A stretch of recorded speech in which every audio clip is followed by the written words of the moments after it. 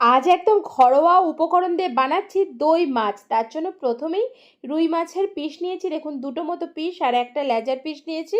এরপর ম্যারিনেশনে যাচ্ছি, ম্যারিনেশনটা করছি নুন, হলুদ আর একটু সর্ষের তেল দিয়ে ভালো করে ম্যারিনেট করে রেখে দেবো আধ ঘন্টা মতো রেস্টে। তাতে কিন্তু মশলাটা অনেকটাই মাছের ভেতরে সুন্দরভাবে অ্যাবসর্ব হয়ে যাবে।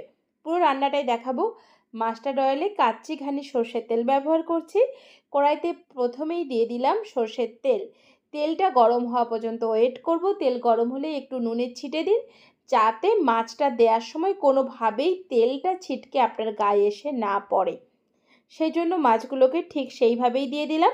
এরপর একটা মশলা বানিয়ে নেব, তার জন্য একটা পেঁয়াজ কেটে নিচ্ছি।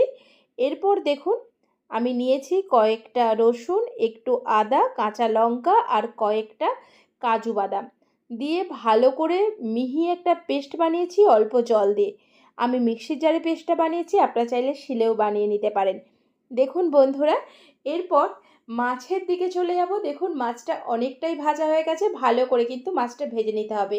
আমি রুই মাছ দিয়ে পুরো রেসিপিটা দেখাচ্ছি, আপনারা চাইলে কাতলা মাছও ব্যবহার করতে পারেন, টেস্ট কিন্তু খুব ভালোই হয়।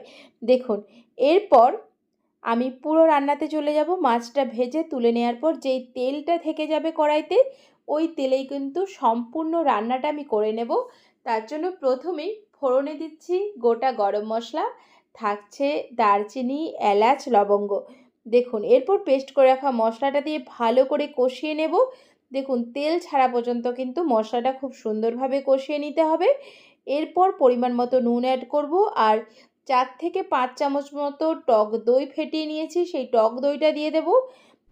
এরপর দেখুন আমি পরিমাণ মতো নুন অ্যাড করে দিলাম। ভালো করে মশলাটাকে একটু কষিয়ে নেব। দেখুন এরপর আমি দিয়ে দিচ্ছি মাছগুলোকে দিয়ে এপিট ওপিট উল্টে পাল্টে একটু ঢাকা দিয়ে রান্না করব। তার আগে অবশ্যই চিনিটা দিতে হবে, যেটা আমি ভিডিও করতে ভুলে গেছি। চিনিটা কিন্তু ব্যালেন্সের জন্য একটু লাগবে, কারণ যেহেতু টক দই দিয়েছি তাই চিনিটা একটু দিতে হবে। দেখুন বন্ধুরা, এরপর ঢাকা দিয়ে লো ফ্লেমে বেশ কিছুক্ষণ, মানে 10 মিনিট মতো রান্না করুন, তাতেই দেখবেন দই মাছ একদম রেডি হয়ে যাবে। আর কিচ্ছু না, দেখুন কতটা সুন্দরভাবে তেল বেরিয়েছে মশলা থেকে, দেখেছেন? দেখেই লোভ লাগছে, কি বলেন? এরপর গার্নিশিং করার পালা। তার জন্য দেখুন আমি একটু ধনেপাতা কুচি দিয়ে দিয়েছি, জাস্ট ফ্লেভারটাকে এনহ্যান্স করবে, আর কিচ্ছু না। দই মাছ একদম কিন্তু রেডি হয়ে গেছে। গরম ভাতের সাথে জাস্ট গরমের দুপুরে এইভাবে একবার বানিয়ে দেখুন, তারপর অবশ্যই কমেন্টে জানাবেন কেমন লাগলো আমার রেসিপিটা। ভালো লাগলে অবশ্যই লাইক, কমেন্ট আর সাবস্ক্রাইব করে পাশে থাকবেন, এইটুকু অনুরোধ করলাম। আজকের মতো বিদায়, ভালো থাকুন, সুস্থ থাকুন, টাটা।